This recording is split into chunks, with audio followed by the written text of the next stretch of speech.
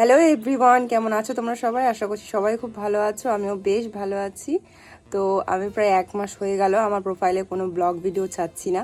তো অনেকে জিজ্ঞাসা করছে তুমি কি ব্লগ ভিডিও দেবে না? অবশ্যই দেবো। এবারে যারা বলছো যে কেন ছাড়ছো না, কোনো কারণ নেই, এমনি ছাড়িনি। প্রায় 1 মাস হয়ে যাবে, আর কিছুদিন গেলে 2 মাস হয়ে যাবে। আমি এমনিই ছাড়িনি ব্লগ ভিডিও। তো এখন থেকে চেষ্টা করব ছাড়ার, ঠিক আছে? তো প্রতিবারই বলি কিন্তু হয়ে ওঠে না, তবে এবার থেকে দেখা যাক, মনে জেদটা রাখতে হবে, জেদ না থাকলে কোনো কিছু হয় না। যাই হোক, এমনিই ছাড়িনি, কোনো কারণ নেই। তো দেখা যাক, এবার থেকে চেষ্টা করব। তো দেখো, আমি বাবার বাড়ি এসেছি প্রায় 13 দিন হয়ে যাবে। এবারে দেখো, 13 দিনে আমি একটা ব্লগ ভিডিও পোস্ট করিনি, করলেই করা যায়।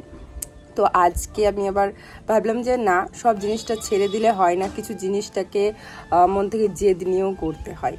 হ্যাঁ, তো আমি এসেছি ছাদে। সকাল সকাল চুলের অবস্থা দেখো, কালকে শ্যাম্পু করেছি, চুল আঁচড়াইনি। তো চুলের অবস্থা হচ্ছে ঠিক এইরকম খানিকটা। সকালবেলায় এত সুন্দর রোদ উঠেছে আর এত সুন্দর হাওয়া দিচ্ছে, কি বলবো। তো এই যে মা কাপড়গুলো সব মিলে গেছে আর কি কেচে। আর দেখো, আকাশে মেঘও জমেছে, কারণ এই 2 দিন ধরে যা গরম ছিল। তো বৃষ্টি হলে না একটু চারিদিকটা ঠান্ডাও হবে। হ্যাঁ, ঠান্ডা ঠান্ডা মরশুমে কিন্তু সব কিছুই ভালো লাগে, তাই না?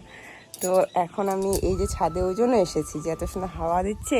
চলো যাই, ব্লগটা ওখান থেকে স্টার্ট করি। তো আজকে সারা দিনটা আমি তোমাদের সাথে শেয়ার করব। আর এবার থেকে চেষ্টা করব যে রেগুলারিটি একটা ব্লগ দেওয়ার আর 2টো শর্টস দেওয়ার, ঠিক আছে? সব কিছু মেনটেন করে রাখাটাই ভালো। হ্যাঁ, তো চলো আমি এখন নিচে যাব, কারণ এখন প্রায় 10টা বেজে গেছে। তো জোসনাকে এখনও ঘুম থেকে ওঠাইনি, তো আমি ওকে ঘুম থেকে ওঠাই আর আমার এই কাকের বাসাটাকে আমি ঠিক করি। ছাদে থেকে নিচে আমি যখনই আসলাম, দেখলাম তোজো একদম বিছানার ধারে চলে গেছে। তাই ওকে ওঠাতে গেলাম যে এইবারে উঠে পড়, অনেকটাই লেট হয়ে গেছে। তো ও তো উঠছিলই না। ওর খেলনাগুলো দেখো কত সুন্দরভাবে রাখাই রয়েছে। তো কিছুক্ষণ পর দেখলাম নিজে থেকে বেশ উঠে পড়েছে আর উঠে এইভাবে মজা করছিল। আর ও যেদিন এত হাসি খুশি থাকে, জানবো যে ওর ঘুম ভালো হয়েছে। ছোট বাচ্চারা ঘুম থেকে উঠে যদি ভালো মেজাজে থাকে, তাহলে অবশ্যই তাদের ঘুমটা খুব ভালোভাবে হয় বলেই তারা থাকে। যদি না হয় না, তাহলে একটু খিটখিটে মেজাজের হয়, যেটা তোজো প্রায়শই হয়েই থাকে। কিন্তু টাইমলি ওঠানোটাও দরকার, কারণ ছোট বাচ্চাদের একটা রুটিনে চলানো ভালো। তো এই যে দেখো, ওখানে খাইয়ে দাইয়ে আমি ক্রিম লাগিয়ে দিয়েছি, মাথায় তেলও দিয়ে দিয়েছি। তো চুল আঁচড়ে দিয়ে ও এখন খেলছে। হ্যাঁ, আর এইদিকে আমি এসেছিলাম তোজোর জন্য দুধ দিয়ে গেল, সেই দুধটা গরম করতে। আর মা ভাত বসিয়েছিল। তো সেই ভাতের যে কারবারটা আমি করেছি সেটা তোমাদেরকে আমি দেখাচ্ছি, তোমরাও হাসবে আমার কাণ্ড দেখে। তো মা স্নান করছিল ভাতটা বসিয়ে দিয়ে। তো দেখো, ওপরে যে জলটা রাখা রয়েছে সেটাই ওড়নাটাতে উঠছিল না, কারণ ওড়নাটা সিল্কি, তো এক বাটি জল ছিল একদম ভর্তি ভর্তি। তো আমার বুদ্ধি দেখো, একটা ছোট বাটি কিংবা ডাবু নিয়ে সেটাকে আমি কমাই তারপর নামাই, সেটার প্রথমে জ্ঞানটা হয়নি। তো একটা ঘটি আমি একদম হঠাৎ করে তার মধ্যে দিয়ে দিয়েছি, এতটাই জল পড়ে গেছে, গ্যাসটা নিভে গেল।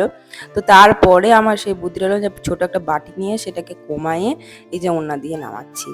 তারপর আমি মুড়ি খেলাম। হ্যাঁ, তারপর মুড়ি টুড়ি খেয়ে এই যে এখন সবজি কাটতে বসেছি। মা ঠাকুরকে পুজো করছে। আর আমি দেখো, বাবার বাড়ি আসলে সেরকম কিছু কিছু কাজ করি না, যেদিন ইচ্ছে হয় সেদিনই আর কি করে থাকি, কিংবা ধরো মায়ের দেরি হয়ে গেল তখন আর কি করে দিই। হ্যাঁ, নইলে সারাদিনের ছেলেকে নিয়েই কেটে যাই। হ্যাঁ, বাবার বাড়ি আসলে এটাই হয়, সারাদিন বাচ্চাকে আমি টাইম দিতে পারি, আমি যেটা ভাবি সেটা হয়ে যায়। আমি আমার ছেলের সাথে সবসময় টাইম দিতে চাই, তো সেটা কিন্তু আমি প্রপারলি একদম ফুলফিলভাবে পাই। তো দেখো, আমি এখন সবজি টবজি কেটে স্নান করে নিয়েছি, তোজোকেও স্নান করিয়ে দিয়েছি। এখন বাজে 12:30। আমি কিন্তু তোজো স্নানের টাইমটা 12:30টার মধ্যেই রেখে থাকি, নইলে কিন্তু ঠান্ডা লেগে যেতে পারে। কোয়ার্টারে শত কাজের মধ্যে দিয়েও জানো তো, স্কিনে আমি অনেক যত্ন নিই, কিংবা চুলেও আমি অনেক যত্ন নিই। কিন্তু বাড়িতে এসে কোয়ার্টারের মতন তো অত সমস্ত কাজ একার মাথার উপরে চাপ থাকে না। বাবার বাড়ি আসলে ধরো মা তো পুরোপুরি সব কাজ করে, আমি ওই টুকটাক সবজি কাটলাম কিংবা এই করলাম ওই করলাম, ইচ্ছে হলে আর কি এইসব করে থাকি, ঠিক আছে? নইলে কিন্তু সবসময় আমি ভিডিওর পেছনেই থাকি কিংবা বাচ্চার পেছনেই থাকি। আর শ্বশুরবাড়ি গেলে তো কাজ বাজটা অর্ধেক ধরো শাশুড়ি মা করলো, অর্ধেক আমি করলাম, হাতে হাতে দুজনে মিলেমিশে বসে করি, তো অত পুরোপুরি চাপটা তো থাকে না, তাও আমার স্কিন কেয়ার হেয়ার কেয়ার করতে ইচ্ছেই হয় না।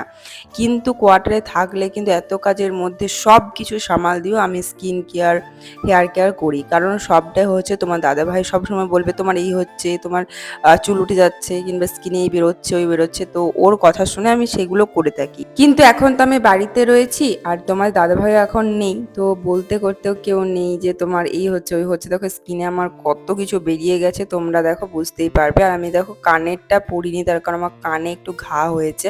ওই প্যাচ লাগা কানের পরলেই না আমার ছাল ছিলে যায়, তারপরে সেখান থেকে প্রচণ্ড পরিমাণে ব্যথা শুরু হয়, তো আমি পরতে পারি না। তো আজকে ভাবলাম কানেরগুলো খোলাই থাক, যেমন দেখতে লাগছে লাগুক গিয়ে। তো এখন আমি ভাত খেতে বসেছি, আর ভেবো না ছেলেকে খাওয়াইনি, ছেলেকে খাইয়ে দাইয়েও এখন বসে পড়েছে টিভি দেখছে। তো আমি খাইয়ে নিলাম, তো তারপরে চলে এসেছিলাম ছাদে। আজকে করবে তাল লুচি, তো সেই তালটাই আমি আর কি ঘষতে আসলাম। আর সাথে আমি একটু প্রমোশনের ভিডিও করছিলাম, যার কারণে আমি আর কি ড্রেসটা চেঞ্জ করলাম। তোমরা আবার অন্য কিছু ভেবো না, হ্যাঁ, যে প্রতিটা জায়গায় কেন ড্রেস চেঞ্জ রয়েছে। তো কিছু কিছু প্রমোশনের ভিডিও থাকে, যার কারণে টুকটাক আমি ড্রেসগুলো চেঞ্জ করে করে কাজের মাধ্যমে সেগুলোকে বলার চেষ্টা করি, ঠিক আছে। তো এই যে দেখো আমি এখন তালগুলো থেকে ওই যে জিনিসগুলো রয়েছে না, চোখাগুলো, তো সেগুলো আমি ছাড়িয়ে নিচ্ছি। হ্যাঁ, আর এদিকে আমি ছাড়িয়ে ছাড়িয়ে খাচ্ছিলাম, মানে চোখাগুলো ছাড়ানোর পরও দেখবো তার মধ্যেও শাঁস থাকে, যেগুলোকে আর কি ছাড়িয়ে রেখে খাওয়া হয়। তো সেটাকে আমি এক মুখ ভরে নিয়েছি, আমার ভাই সেটাকে ক্যাপচার করতে গেছে, তো হাসি পাবে না বলো তো। তো এই যে আমি এখন তাল ঘষলাম ছাদে, কেন এসেছি বলি, নিচেও তো করা যায়। এত পরিমাণে বৃষ্টি পড়ছে, যার কারণে মা আর কি নিচেতে বারান্দার দরজাটা লাগিয়ে রেখেছে, কারণ এত পরিমাণে ঝিট ঢুকছে জলের, যা সেই কারণে আমি ছাদে চলে এসেছি। অন্ধকারে কে বসে বসে তাল ঘষবে, তো সেই কারণে আমি চলে এসেছি। আর লাইটে যতটা না ভিডিও ভালো আসে, তার তার থেকে ভালো আসে সূর্যের আলোতে, ঠিক আছে। তো যাই হোক, ছাদে একটু ফর্সা ছিল তাই চলে এসেছিলাম। তো বিকেলটা আমাদের ওইভাবেই কেটেছে, তোজোকে নিয়ে আর কি খাওয়া দাওয়া, তারপর ভাই ক্রিকেট খেলতে গেছিলো, তো তারপরে আসলো, তো সবাই মিলে আমরা মুড়ি টুড়ি খেলাম। হ্যাঁ, এখন বসেছি রুটি করতে। আমার বাবা আমার হাতে রুটি খেতে প্রচুর পরিমাণে ভালোবাসে, রেগুলার তো খায় না, ওই যেদিন খায় আর কি তো বলে দেয়, তো সেই দিন আমি আর কি করে দিই। আমি ধরো বাবার বাড়ি আসিও কম, দেখতেই পাও।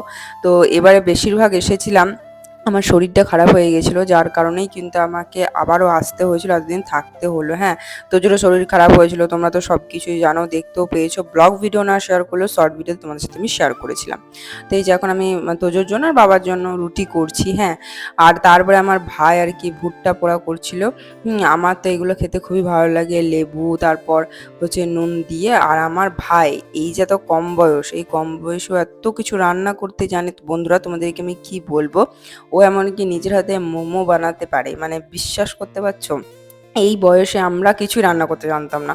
আমার তো বিয়ে হওয়ার পরে কোয়ার্টারে গেলাম, তারপর আমাকে কেউ রান্না শেখায়নি অবশ্য, আমি নিজে নিজেই শিখেছি, কিছুটা ফোনে দেখে, কিছুটা মানে মানুষজনের দেখে আর কি। তবে এত কম বয়সে আমার ভাই এত কিছু রান্না করতে পারে, মানে যেটা দেখে আমি ধন্য, আমিও নিউ নিউ খাবার খেতে পাই। যখন আমি বাড়িতে আসি ও রান্না করে খাওয়াই, ছোটোতে আমিও ওকে রান্না করে খাই গেছি। যাই হোক, সেটাই ভালো লাগে। তো বন্ধুরা, ব্লগটা আমি এখানেই শেষ করছি, দেখা হবে তোমাদের সাথে নেক্সট ভিডিওতে। আর আমার এই সিম্পল ভিডিওটা তোমাদের কেমন লাগলো অবশ্যই কিন্তু কমেন্ট করে জানাবে। তোমরা সবাই ভালো থেকো, সুস্থ থেকো, আর আমাকে ভালোবাসা দিতে থেকো। Tata, bye bye.